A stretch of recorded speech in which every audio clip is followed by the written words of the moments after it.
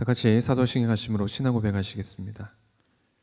전능하사 천지를 만드신 하나님 아버지를 내가 믿사오며 그 외아들 우리 주 예수 그리스도를 믿사오니 이는 성령으로 잉태하사 동정녀 마리아에게 나시고 본디오 빌라도에게 고난을 받으사 십자가에 못 박혀 죽으시고 장사한 지 사흘 만에 죽은 자 가운데서 다시 살아나시며 하늘에 오르사 전능하신 하나님 우편에 앉아 계시다가 저리로서 산자와 죽은 자를 심판으로 오시리라. 성령을 믿사오며 거룩한 공예와 성도가 서로 교통하는 것과 죄를 사하여 주시는 것과 몸이 다시 사는 것과 영원히 사는 것을 믿사옵나이다. 아멘. 찬송가 379장 내 갈 길 멀고 밤은 깊은데 함께 찬양드리겠습니다. 379장입니다.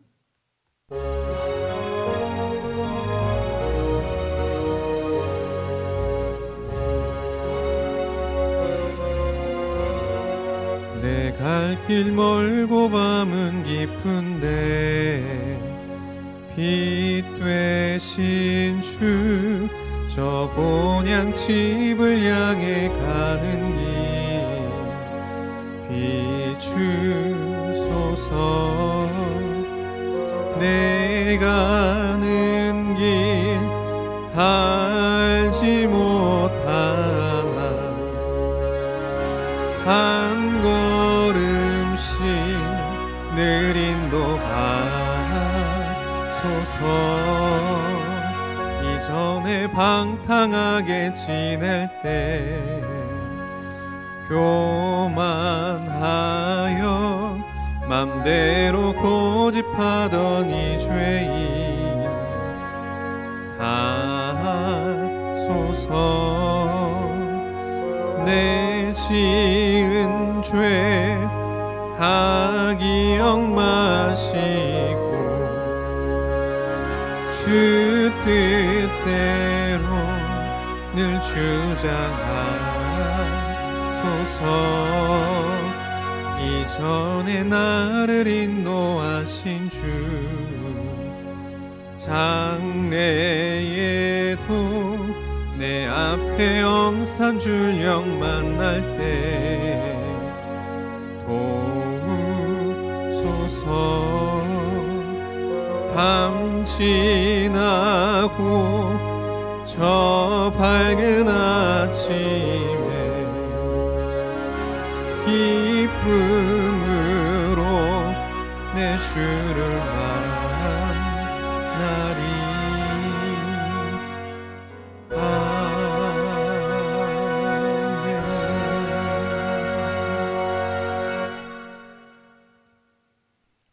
함께 나눌 말씀은 욥기 21장 7절에서 16절 말씀까지입니다. 욥기 21장 7절에서 16절 말씀까지입니다. 어찌하여 악인이 생존하고 장수하며 세력이 강하냐. 그들의 후손이 앞에서 그들과 함께 굳게 서고 자손이 그들의 목전에서 그러하구나.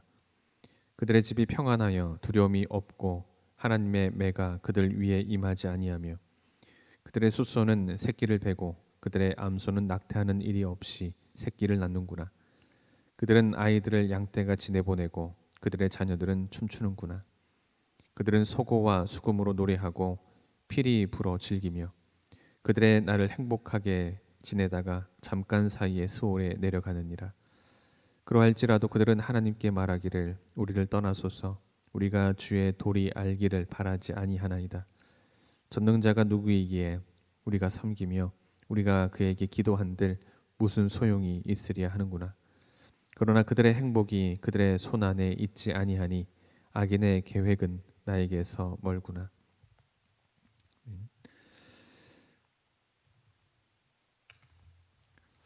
고대 근동 사회에서 인과응보 사상은 사람들에게 보편적이었을 뿐만 아니라 절대적인 것으로 간주가 되었습니다. 하지만 욥은 한 가지 풀리지 않는 의문점을 가지게 되었습니다. 악인이 번영하고 반대로 의인이 넘어지는 불행한 그런 인간 사회는 얼마든지 일어나고 있다는 사실이었습니다. 욥이 친구로부터 고통을 받는 이유도 친구들의 그 지적이 잘못되었다기보다 완고하여 사태를 잘못 파악하고 있다는 점에 있었습니다. 친구들의 고정관념으로 인해서 욥은 육체의 고통보다도 더한 고통을 당해야 했던 것입니다.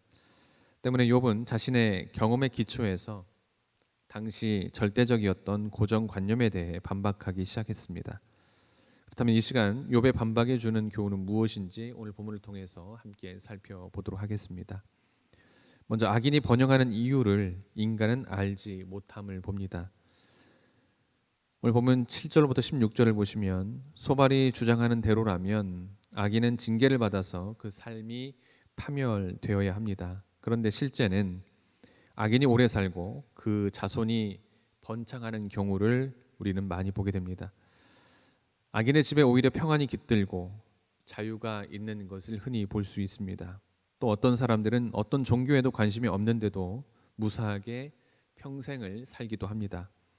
욥은 이 같은 현상에 의문을 갖고 하나님을 의지하지 않는 사람이 오히려 번성함은 무슨 연유인지를 묻습니다.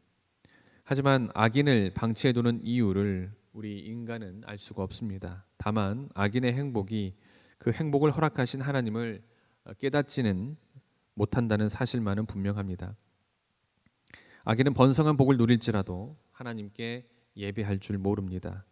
아마 자기가 잘나서 부를 누리는 것이라고 분명 생각할 것입니다. 그러나 만유의 주인은 하나님이시고 하나님께서 허락하지 아니하고 이루어진 것은 없습니다. 우리는 하나님의 섭리를 다 헤아릴 수는 없습니다. 다만 우리는 하나님의 은총을 바라고 부단히 하나님께로 나아가야 합니다. 욥은 이 사실을 깨달았기에 결코 하나님을 비난하지 아니하고 끝까지 고난을 참고 견디며 하나님께 범죄하지 않기를 다짐한 것입니다. 그렇습니다. 우리는 하나님의 오묘한 섭리를 알 수 없지만 우리는 하나님께서 우리에게 주신 구원의 약속을 의지하여 구원의 그날을 분명 소망해야 하겠습니다. 다음으로 악인이 고난받지 않는 이유를 인간은 알지 못함을 봅니다. 욥의 친구 빌닷은 악인이 급작스럽게 몰락한다고 확신했습니다. 하지만 욥은 빌닷의 말이 모든 경우에 한결같이 적용되는 것에 대해서는 의심합니다. 곧 욥은 악인이 하나님의 진노를 받아서 고난당한 일이 얼마나 되느냐고 반문을 합니다. 욥이 보기에 악인이 하나님의 진노를 받지 않고 오히려 형통하게 되는 일이 친구들의 논리와 맞지 않았던 것입니다. 하나님이 진노하사 그들을 곤고하게 하심이나 재앙이 그들에게 닥치게 되는 일이 얼마나 되느냐고 반문을 합니다.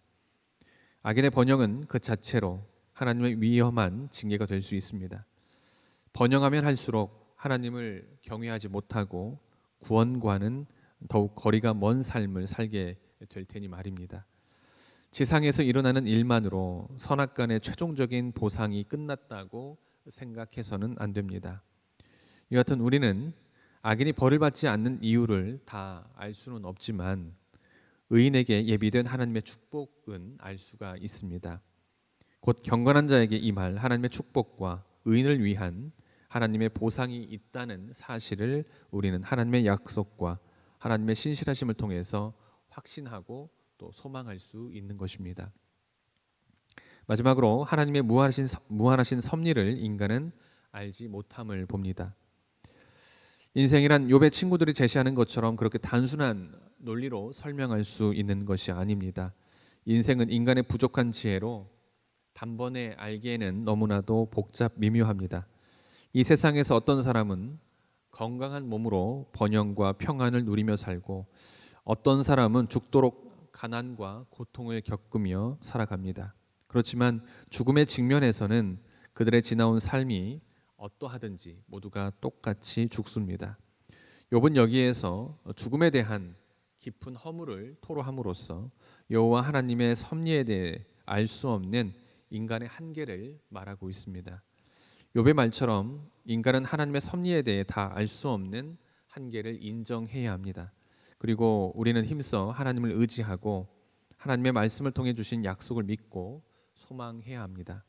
또한 완전하신 여호와 하나님의 은총을 바라봐야 합니다. 사랑하는 성도 여러분, 하나님의 섭리를 이해함에 있어서 우리는 우리의 불완전함을 먼저 생각하여야 합니다. 부족한 것은 인간이요, 불완전한 것은 인간입니다. 때문에 우리는 하나님의 섭리를 확실하게 알 수가 없고 하나님께서 우리에게 가르쳐 주시는 계시가 아니고는 깨달을 수가 없습니다. 그러므로 하나님의 섭리에 대해 다 알 수 없는 한계를 인정하고 다만 하나님의 공의로우심과 섭리를 믿고 의지해 나가는 우리 모두가 되기를 주님의 이름으로 기원합니다. 기도하시겠습니다. 하나님 감사합니다. 오늘도 귀한 하루로 하여 주시고 귀한 말씀으로 하루를 시작하게 하시니 참으로 감사드립니다. 하나님, 오늘 본 말씀을 통해 우리는 하나님의 섭리를 온전히 깨달을 수 없고 그 섭리를 이해함에 있어서 불완전할 수밖에 없음을 보게 됩니다. 하나님, 이 시간 바라옵기는 하나님의 섭리에 대해 다 알 수 없는 한계를 인정하고 다만 하나님의 공의로우심과 섭리를 믿고 의지해 나가는 우리 모두가 될 수 있도록 인도하여 주옵소서. 오늘 하루도 지켜주시고 인도하여 주줄 믿으며 이 모든 말씀 예수님의 이름으로 기도드립니다. 하늘에 계신 우리 아버지여, 이름이 거룩히 여김을 받으시오며 나라가 임하오시며 뜻이 하늘에서 이루어진 것 같이 땅에서도 이루어지이다. 오늘 우리에게 일용할 양식을 주시옵고 우리가 우리에게 죄진 자를 사하여 준 것 같이 우리 죄를 사하여 주시옵고 우리를 시험에 들게 하지 마옵시고 다만 악에서 구하옵소서. 나라와 권세와 영광이 아버지께 영원히 있사옵나이다. 아멘.